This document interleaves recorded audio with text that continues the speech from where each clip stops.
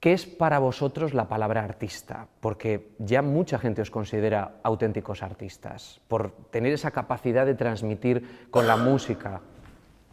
Pues gracias a toda esa gente, pero a mí me parece algo como muy subjetivo, porque puede que haya gente a la que le llegues mucho y que sí que te considere un artista, pero igual a otra gente que dice, bueno, no me dice nada y entonces para él no eres arte. Pero eso para mí pasa con cualquier cosa, con una canción, con una película, o sea, al final me parece algo muy, muy subjetivo.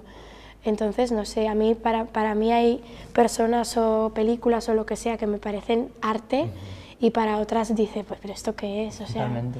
entonces es algo muy subjetivo, pero a las personas que nos consideran artistas, pues, joder, muchísimas gracias. Yo creo que tiene mucha razón lo que dice. Al final, el arte lo que hace es sugerir y crear emociones. Hay gente que le crean unas cosas y hay gente que otras, ¿no?